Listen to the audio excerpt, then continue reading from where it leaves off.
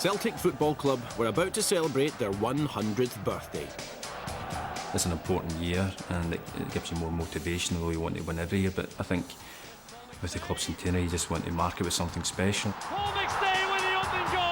I'd always seen that 88 above the stadium, and I was playing, for the club that I'd supported as a boy. It's in such an important year. Most of us were supporters, fans who were fortunate enough to be able to play. My dad and my uncle took me every game, so I was a big Celtic supporter, so I was brought up in the Celtic way, if you like. For a guy who was born and bred in Glasgow, it doesn't get any better than that, and I will never forget the Celtic centenary year. It was the summer of 1987, and Celtic were looking forward to a very special birthday party. The trouble was, the grand old team hadn't been looking quite so grand recently. The season just ended had been trophyless. They needed a change of fortune. They made a start with a change of club crest. It was the neighbours who were making life particularly difficult. Graham Souness had triggered a rebirth of the Blues at Rangers with a spend, spend, spend policy, which was attracting English stars like Terry Butcher and Chris Woods. In stark contrast, the big names at Celtic Park had been evacuating the building. Murdo MacLeod, Mo Johnston, Brian McClare, Alan McInally, Davy Provan and Danny McGrain had all gone. And there was to be one further departure. The board decided that given the empty trophy cabinet, the manager, Davy Hay, had to go too. I think it was a wee bit of concern, I suppose, because the season before hadn't been too successful. You've lost your manager, and there's a lot of players, very experienced players, moved on as well. A lot of people felt that, you couldn't blame them, but they felt that it was going to be a tough season and weren't too confident about what lay ahead. We were having the team photograph, and somebody joked and said, "Where's all the trophies?" Because usually Celtic's team photo's got a trophy on it, I would imagine. Well, it has. And that year there was nothing. In order to rectify this wee problem, fans clamoured for a top name from Europe's coaching elite. Instead, Celtic found their man in a Dole queue in Altrincham. And the name on the gyro, unbelievably that of Celtic's prodigal son, Billy McNeill. The man known as Caesar had previously managed the club with distinction, but had left in acrimonious circumstances in 1983 to join Manchester City, leaving them for Aston Villa in 1986. Obviously, having lost my job at Aston Villa, then I was out of work, as it were. The only time in my career, in actual fact, that I can ever remember having that situation. In the summer of 1987, Big Billy was back home celebrating the 20th anniversary of the Lisbon Lions' European Cup win when he received a telephone call from Celtic chairman Jack McGinn. In a covert operation which must have made him think he was going to be tapped up by the CIA rather than the CFC, he met McGinn in secret. The club wanted a new direction. It seemed it would have to be done with a three-point turn. I've taken all sorts of abuse over the years because I met Billy McNeill in a car park in Clydebank, and that was done absolutely deliberately in a quite calculated way, because had I met Billy in a hotel or at a football ground or at someone's home or something, tongues would have been wagging. All I was establishing was, if the position became available, would Billy be interested? He was, and the rest is history. The team picture for the 87-88 season was like an addition of new faces. Celtic's financial prudence was legendary, but still the fans hoped for big-name signings. Instead, in came an unknown from Sheffield Wednesday, Chris Morris, a veteran midfielder from Aberdeen, Billy Stark, and a teenager from Motherwell called Andy Walker. I was even asked, but I was training for Partick Thistle at the time. I was a wee bit starstruck to see Tommy Burns, Roy Aitken, Pat Bonner, Paul McStay, and all of a sudden these guys were my teammates, so I was desperate to make a good impact and contribute. For the first game of their 100th season, Celtic were away to Morton. And lo and behold, Andy Walker scores 2, Billy Stark scores 1. Terrific, because that's new players in your team. First game, they've broken their duck. Maybe established a wee bit of a relationship with the fans, so you're on your way to something that looks reasonable and looks good. But the acid test, of course, is always their first game against Rangers. How will this new Celtic side cope? The season was still in its infancy when Rangers arrived at Parkhead on August the 29th. But this Celtic team were growing up fast. The new boy from Aberdeen snatched the only goal of the game in the 5th minute. There's a nice dummy, Billy Stark has scored! And it was a stark awakening for Graeme Souness, who was red-carded for a bad tackle on the elegant midfielder. For the first time, the Celtic players sensed something special was in the air. I took a lot from the fact that Billy McNeill said the team that day had played some of the best football that he'd seen in an Old Firm match. That was another hurdle, and you quite quickly gather a bit of momentum, and we were off and running. The fans were jubilant and Celtic went top of the league, but the team were then knocked out of the UEFA Cup by Borussia Dortmund. And later in September, it was more a case of trouble than treble, when they went out of the League Cup as well, losing 1-0 at Aberdeen. Still, you couldn't ignore the centenary celebrations which were taking place off the pitch. The club built a new facade on the main stand and proudly displayed it on the front of every single matchday programme that season.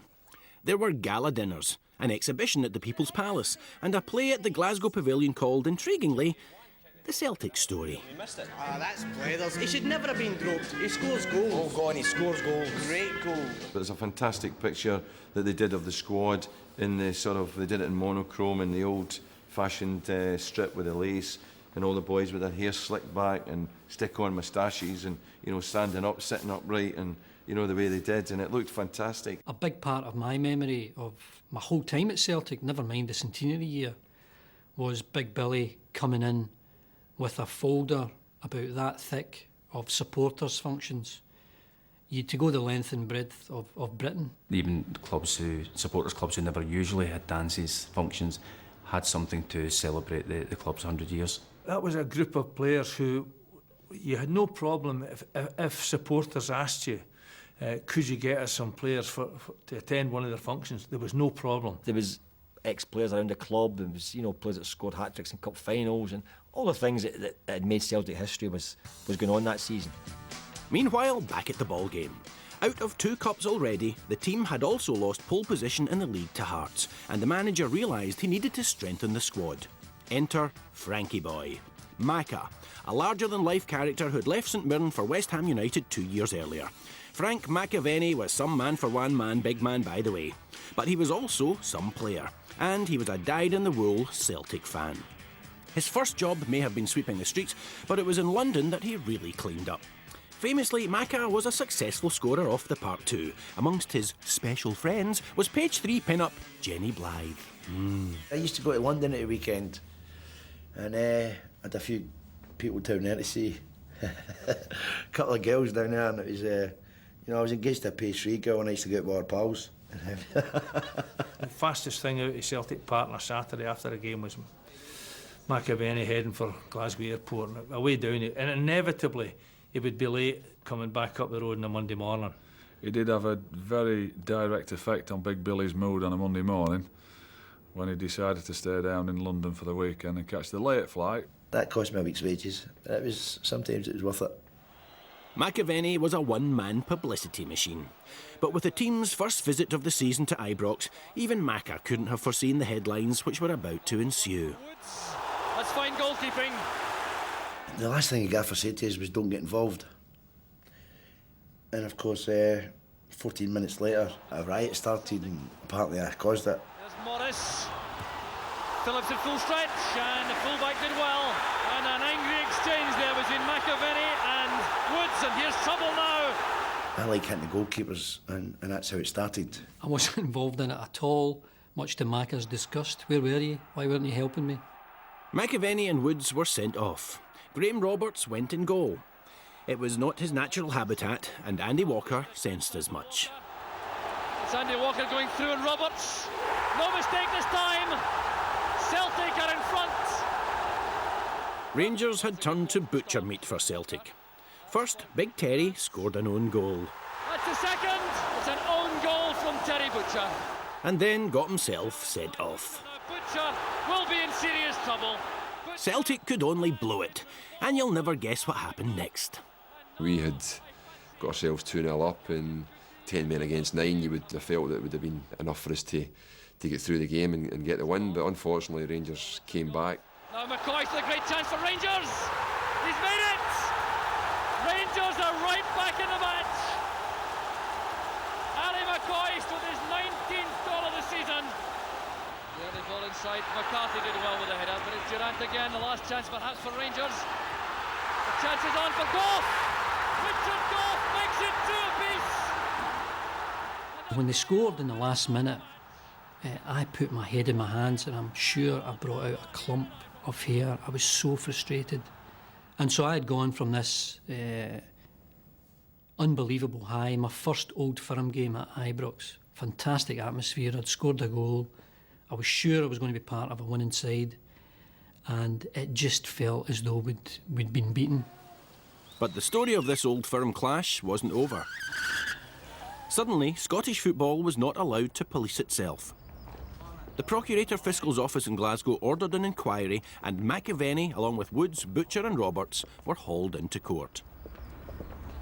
They became the first footballers in British history to face prosecution for something that happened during a match. Even that year we went to court and they couldn't beat us in court that year. And then of course I got not guilty. And Terry Butcher still never forgave me, he's got a record. I wouldn't mind swapping him right enough. But when it came to football, this Celtic team were perfect angels. Their mid-term report card was a thing of beauty. By Christmas, they topped the tree. It was a pretty impressive turnaround for a man who had been tapped up in a car park and for a bunch of seeming no-hopers.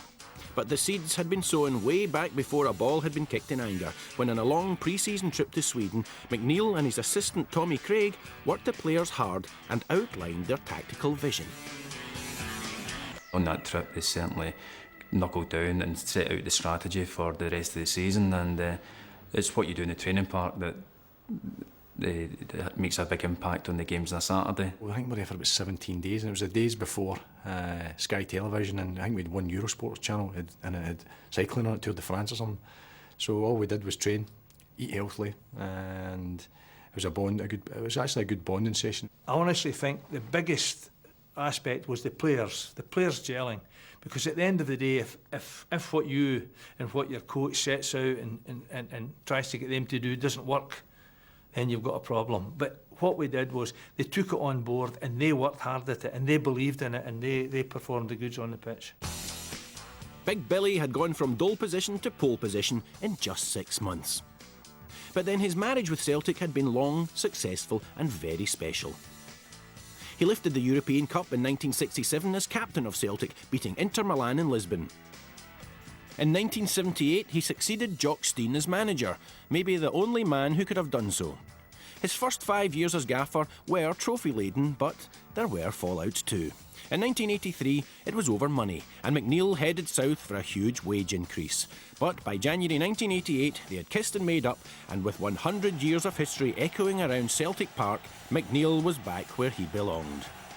New Year, and an old enemy was invited to start the centenary party, Graham Souness's Rangers. It was the first game of the new year, always a traditional firm game, or was until recent years.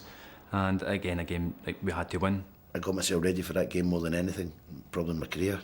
When all the Celtic supporters started singing Happy Birthday Celtic.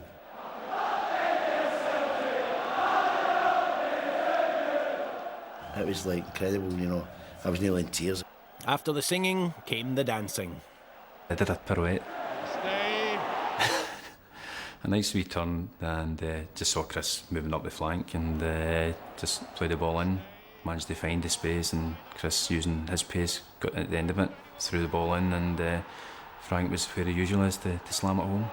Brilliant play from midfield, and Celtic are in the lead. No Woods in goal, and that's a goal. McAvenny.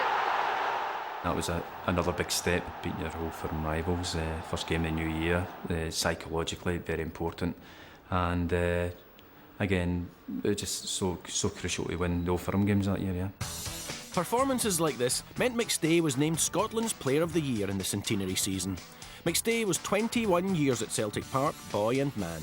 He broke into the first team in 1982 and was a fixture for 15 years before retiring through injury in 1997.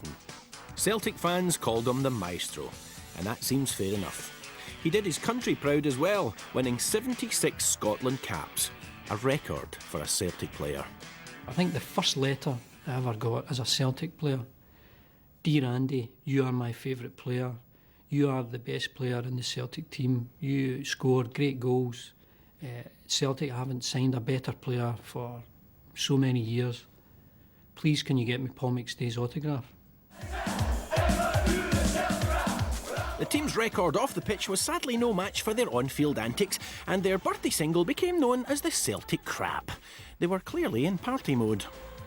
If you've got a quiet dressing room, you've got a problem. If you've got a noisy dressing room and one that you hear them telling jokes, you've got a chance. It's important that we do have that team spirit. Whether it was on the training ground, whether it was away from the training ground, whether it was at Christmas or whatever, you know, right throughout the season it was important to keep the bond there.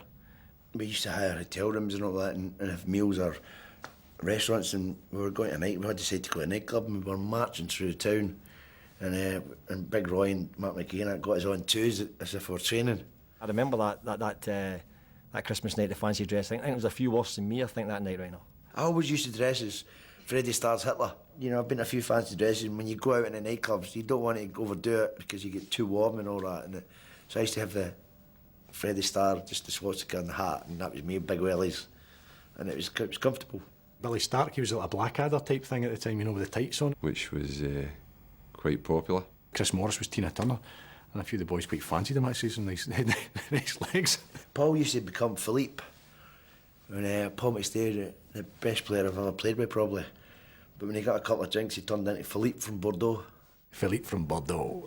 It was a pleasure to meet him on the very rare occasion that he chose to bring him out. Philippe was better than Paul. He wasn't as good a player, but he's better for having a night out. I think Machiavelli's probably said too much in this camera, to be perfectly honest. I need to have a word with him. If the fancy dress nights out were going well, so too were the Saturday afternoons with the work clothes on. The team's Scottish Cup campaign was rolling along without a hitch. On the way to the semi-final, Celtic had beaten Stranraer, Hibs and Partick Thistle without conceding a goal. Meanwhile, back in the championship race, Celtic had a chance to lay to rest Rangers' title hopes in the last Old Firm match of the season at Ibrox. Maybe 6-7 games left, so you know time was running out for them, so they had to win the game. Paul McStay scored a wonder goal in the second half to give us a goal lead. Yes, Paul McStay! No pirouette this time, but it was just slammed it home. I think we quickly lost one. Jan Bartram got an equaliser. And that winning goal that I scored against Rangers was quite bizarre. It was a corner from Tommy Burns, a bit height. Anton comes in, and of course he's got a head like a 10-bob bit. He powered it towards me, and it didn't hit my chest that everyone famously said it did. It hit me right on the shoulder, right on the bone, and deflected into the net. So if ever there was a time where you were in the right place at the right time, that was it. We knew that a victory on that day was going to go a long way towards winning the championship. Not to underestimate the other teams we were playing against, but we felt a victory on that occasion was obviously going to give us that little bit of breathing space. The title dream was over for Rangers, and Celtic could turn their thoughts to the other half of that double, the Scottish Cup. The semi-final at Hampden was against Hearts, by now also their closest challengers in the league. But the Jam Tarts scored first. It's in! It's a goal! With just 3 minutes to go, Hearts were still on course for the Cup final, but Big Billy's team refused to give up on their double dream. I think there are 10 Hearts players in the picture, and only me. It's gone in! Mark McGee! And I've hit a shot which somehow has went through sort of 3 sets of legs, I think, and ended up in the back of the net. And of course everyone's thinking, great, that sets us up for a replay. But no, not that group of players. We wanted a winner. With the game now in injury time, the team had just one last chance.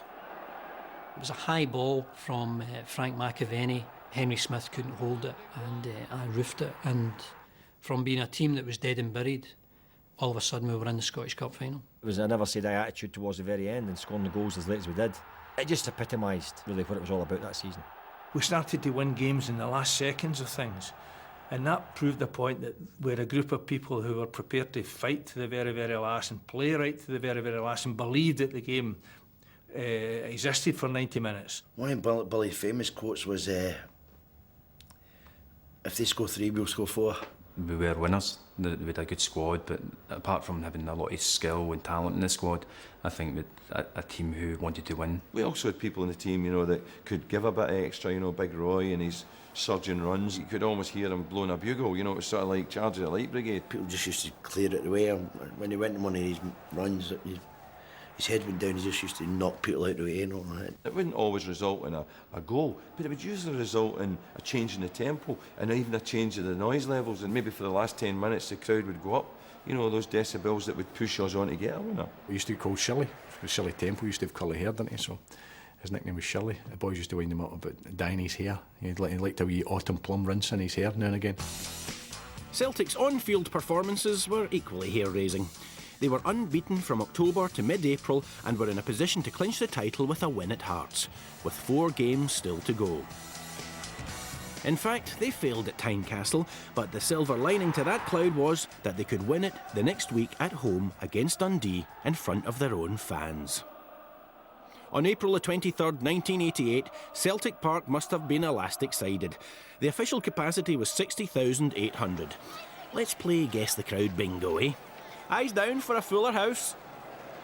I reckon it was close to 80,000 there that day. 70, 80,000 easy. It was probably about 90,000. 90,000 in there, no problem. He speaks so many times about the fans being the 12th man, you know, on the pitch. And on that season, that sort of epitomised what Celtic was all about. It was like a support that were with us all the way. As the crowd settled, a nervous McNeil knew that this game would put his team in the history books. But who would write the first chapter? I nearly scored as well, and Chris Morris took it off my toe. It's Rogan. That must be a great chance. Must be yes. Morris. We were a wee bit on edge. Chris Morris had scored a very early goal, so we were always in front. But when McAvenny played that ball through to me, I just went past the goalkeeper, slipped it in, and I think we knew then that we'd clinch the title. And even now, as I'm speaking to you, the hairs in the back of my neck are standing up. It was a fantastic feeling. And of course, to get another one seconds later for a 3-0 win, it was just the icing on the cake. Walker again. Oh! 2 in about 45 seconds. And of course, the celebrations followed. And there it goes. Celtic are the champions. There was always this little problem with thought that people might come onto the field. It was absolutely brilliant because, you know, that's the time you could relax.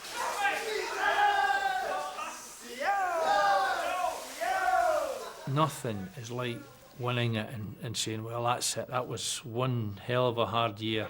Can I claim that expenses? You wanted to win the league in the centenary year, and if you look back to the start of the season when things weren't too rosy, no, I think it was a great achievement. I've got a cracking photo in the house of myself and Anton Rogan. We got the tops, we threw our tops into the crowd and the twos. You know, just thinking, we've done it. You know, it was what a feeling. I think we knew also as a team that team would be remembered forever in Celtic's history as the team that won the championship in the centenary year. So it was a great feeling for everybody involved.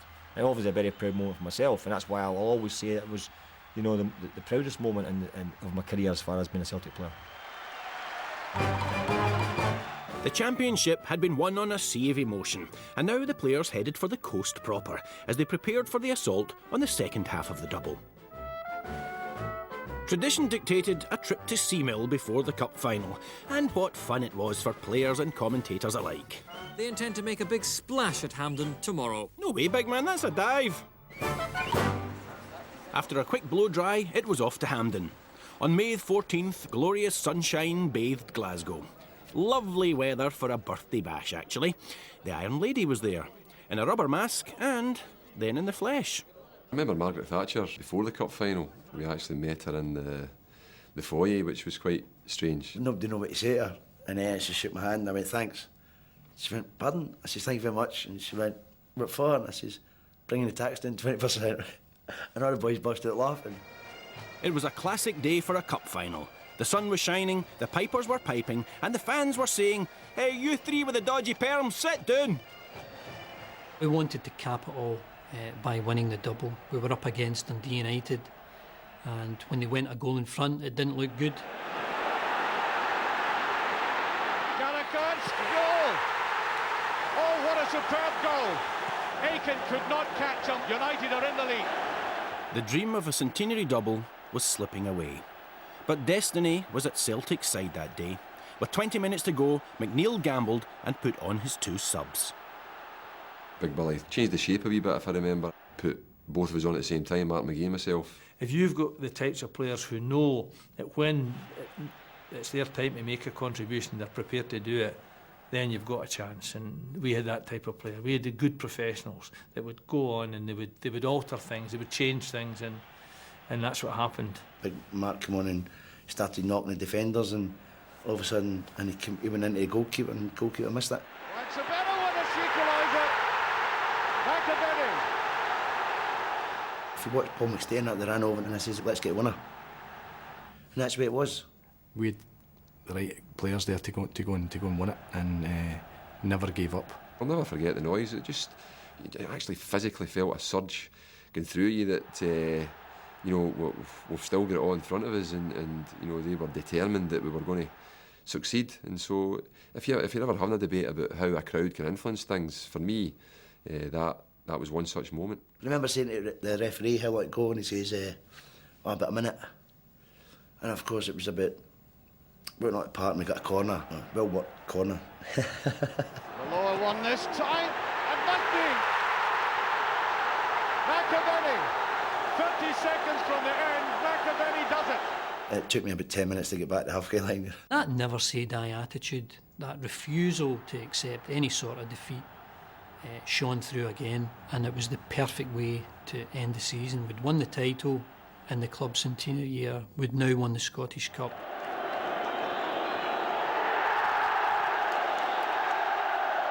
Billy McNeil watching a scene of which he is extremely familiar.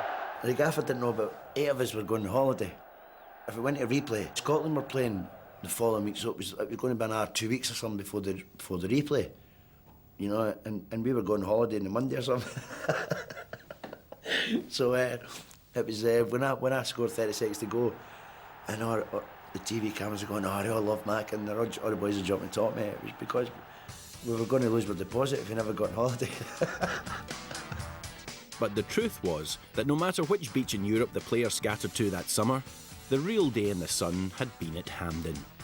Within months, Celtic's centenary double-winning team began to break up, although they did win the cup again a year later. The balance of power was swinging back to Rangers, not helped by the departures from Celtic Park of Roy Aitken, Mick McCarthy, Tommy Burns and Frank McAvenny. Billy McNeil himself left in 1991, and Celtic spent much of the 90s in the doldrums, but no one involved will ever forget that sunny afternoon in May 1988. It was the climax of an astonishing season and a remarkable 100 years. There are few clubs anywhere who have achieved such a feat in their centenary year, and you know, for Celtic to have done it was marvellous. We won't be around the next 100 years, but we'll be remembered. As a young boy at 13, 14, when I joined Celtic, first and foremost I wanted to play with the club you support. Then you want to win things, and I want to captain the club. So that season brought it all. It was a team effort every day. Even the guys that just come in at the start of that season, we all bonded well together and we went forward as a team, as a squad, and that's why we achieved that success. If you've got so many talented individuals who are prepared to play for the team at the top of their game, it's no wonder we won the double. Should have won the treble.